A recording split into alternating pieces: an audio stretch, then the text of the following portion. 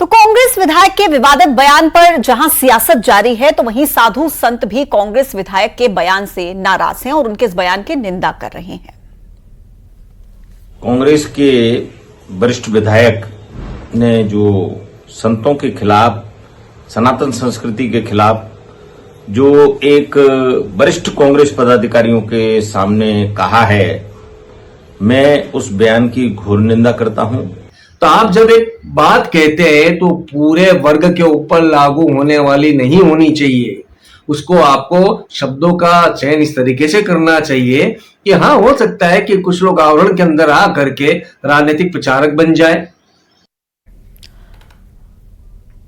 अब देखिए, कांग्रेस विधायक के विवादित बयान के जोर पकड़ने के बाद खुद विधायक राजेंद्र सिंह सामने आकर सफाई पेश कर रहे हैं। क्या कह रहे हैं वो भी आपको सुनाते हैं। मैंने जो कल कहा था, मैंने ये कहा था कि जो साधु महात्मा संत महामंडलेश्वर जो भाजपा का प्रचार कर रहे हैं वो निंदनीय है। और जो मैंने साढ़ की बात कही थी वो एक उपमा है, एक लोकोक्ति है, एक कहावत है। किसी व्यक्ति के व्यक्तिगत अपमान का तो सवाल ही नहीं उठता है किसी। तो देखिए, ये आपने सुना कि जिस तरीके से राजेंद्र कुमार सिंह ने पहले जो बयान दिया, अब उसको लेकर वो खुद सफाई देते हुए नजर आ रहे हैं। उन्होंने कहा कि बीजेपी इस्तेमाल करती है साधु संतों का, ऐसा मैंने कहा, और जो सांड शब्द का इस्तेमाल मैंने किया वो एक उपमा है, एक मुहावरा है। इस तरीके से अपनी बात को लेकर, अपने बयान को लेकर उन्होंने सफाई दी।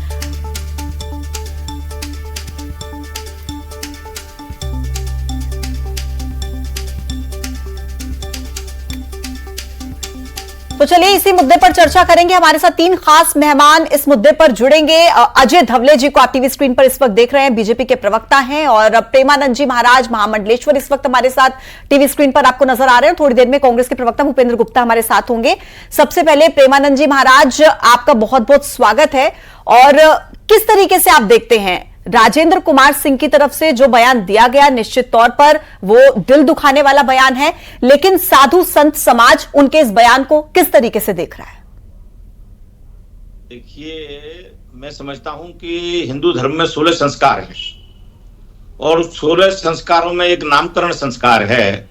तो नामकरण संस्कार के तहत ही राजेंद्र सिंह जी का नाम किसी भी गुरु, संत, महात्मा या पंडित ने रखा होगा।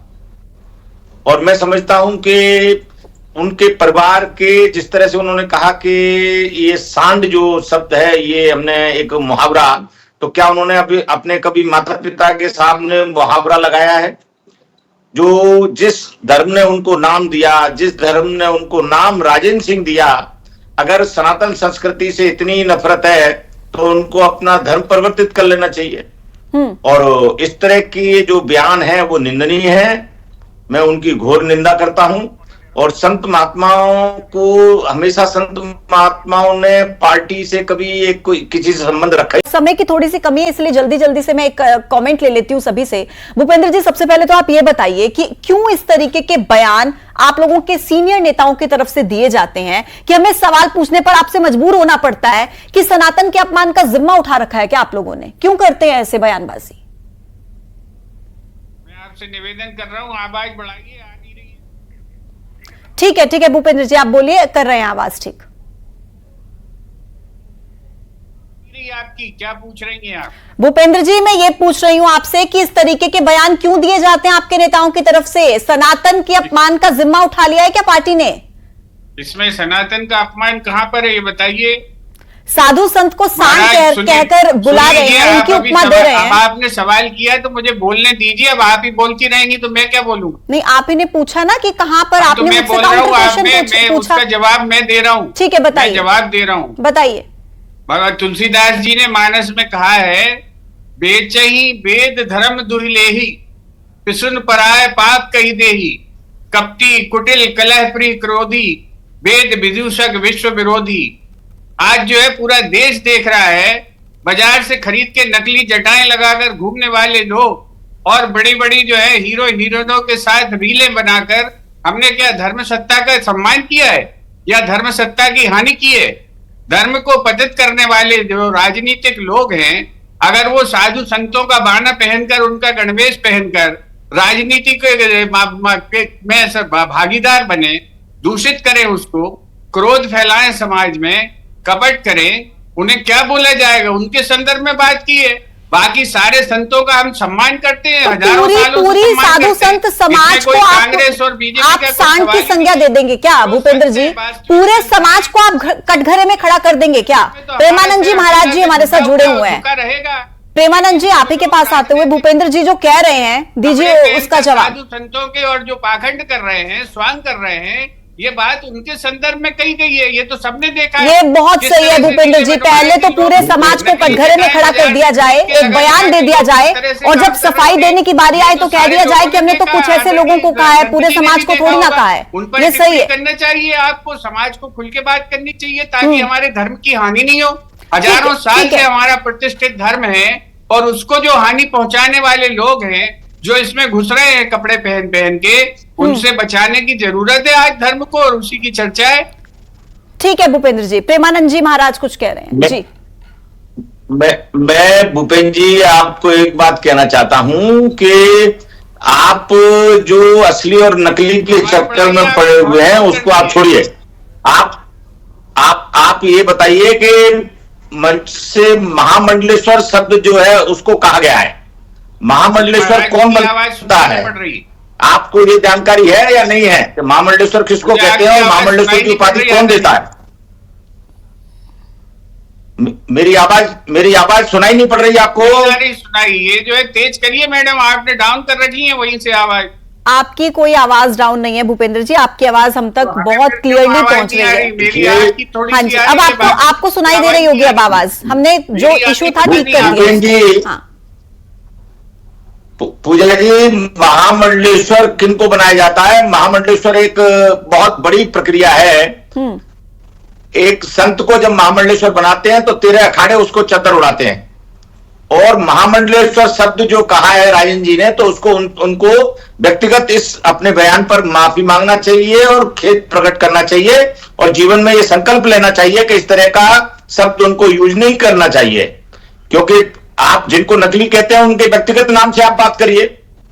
जो भी आपके निगाह में नकली हैं उनका आप नाम लीजिए, पर आप पूरे संत समाज को नहीं कह सकते कि ये नकली है, ये असली है। कौन सर्टिफिकेट देगा? आप महामंडलेश्वर शब्द का नाम लेते हैं। महामंडलेश्वर शब्द संत समाज में एक बहुत पूजनीय पद है, और 13 अखाड़ों की सहमति से किसी को महामंडलेश्वर बनाया जाता है। हजारों लोग उस जमात में होते हैं, हजारों लोगों के द्वारा चद्दर उड़ाई जाती है, उसके बाद ये महामंडलेश्वर का पद दिया जाता है। तो मेरा कहना यह है कि आप बैठे हैं यहां उनके प्रतिनिधि के रूप में, आप उनको कहिए राजन जी को कि वो व्यक्तिगत अपना खेद प्रकट करें और क्षमा याचना करें संत समाज से। महामंडलेश्वर शब्द उन्होंने उपयोग किया है। बीजेपी के प्रवक्ता अजय धवले जी भी हमारे साथ हैं, उनसे भी एक रिएक्शन इस पूरे मामले पर ले लेते हैं। अजय जी, क्योंकि देखिए कांग्रेस जब भी इस तरीके की कोई बात करती है, सीधा कहती है कि बीजेपी जो है वो साधु संतों को आगे करती है, अपना प्रवक्ता बनाती है, और जिस तरीके से उनसे प्रचार कराती है, आरोप ये बीजेपी पर लगाए जाते हैं कांग्रेस की तरफ से।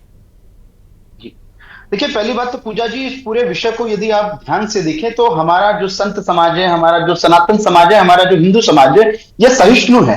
हम सहिष्णु होने की वजह से ये बार बार हम पे आघात होते हैं, और ये पहली बार नहीं है कि कांग्रेस का नेतृत्व या कांग्रेस के नेता इस प्रकार की भाषा का प्रयोग कर रहे हैं। हमने देखा राहुल गांधी जी ने कहा कि मैं शक्ति से हमें बदला लेने की आवश्यकता है। फिर हमने देखा कि जब HIV डेंगू की संज्ञा की गई इनकी इंडिया अलायंस के पार्टनर ने, तब ये उनके साथ में खड़े रहे। फिर हमने देखा कि हमारे पवित्र महाकुंभ पर जब हमारे पवित्र महाकुंभ पर आपत्ति ली गई, कहा कि वहां डुबकी लगाने से क्या गरीबी हट जाएंगी, तब इन्होंने इसके ऊपर कुछ नहीं कहा। तो ये पहला कोई प्रयास नहीं है। बार बार अपने तुष्टीकरण की राजनीति को बल देने के लिए कांग्रेस इस प्रकार के प्रयास करती रहती है, और मुझे नहीं लगता कि कांग्रेस को इस देश के बहुसंख्यकों के साथ में, बहुसंख्यकों की परंपराओं से, बहुसंख्यकों के पर्वों से क्या आपत्ति है कि बार बार उन पर आघात किए जाते हैं। और जो मैंने कहा कि हम सहिष्णु हैं, हम बार बार क्षमा करना जानते हैं, हम बार बार हमारे धर्म को बड़ा करना जानते हैं, हमारी संस्कृति को बड़ा करना जानते हैं, बल्कि उत्तर देने के। लेकिन कहीं ना कहीं आज संत समाज, आज सनातन समाज और आज हमारा हिंदू परिवार, ये सभी इस बात के द्योतक भी हैं, इस बात के परिचायक भी हैं कि अपनी ओछी राजनीति के लिए कांग्रेस और देश के अन्य राजनीतिक दल ये भारतीय जनता पार्टी का नाम लेके अपने मुखौटे, जो तुष्टिकरण का मुखौटा इन्होंने पहन के रखा है, चाहे गट्ठा वोट बैंक को समाहित करने के लिए जिस प्रकार की ओछी राजनीति करते हैं, देश इससे परिचित हो गया। हमने देखा कि रामलला की भव्य दिव्य प्राण प्रतिष्ठा भी हुई है। हमने देखा कि प्रयाग का महाकुंभ भी भव्य। मेरे पास समय की थोड़ी सी कमी है और इसीलिए मुझे इस चर्चा को यहीं पर समाप्त करना होगा। आप तीनों का बहुत बहुत शुक्रिया न्यूज़ 18 के इस प्लेटफॉर्म पर जुड़ने के लिए। तो देखिए, कुल मिलाकर वोट बैंक की राजनीति करने का आरोप लगाया जाता है, चाहे बीजेपी हो या कांग्रेस, दोनों ही पार्टियां एक दूसरे पर आरोप प्रत्यारोप लगाती रहती है, लेकिन कौन सही कौन गलत, इसका फैसला जनता के हाथ है। और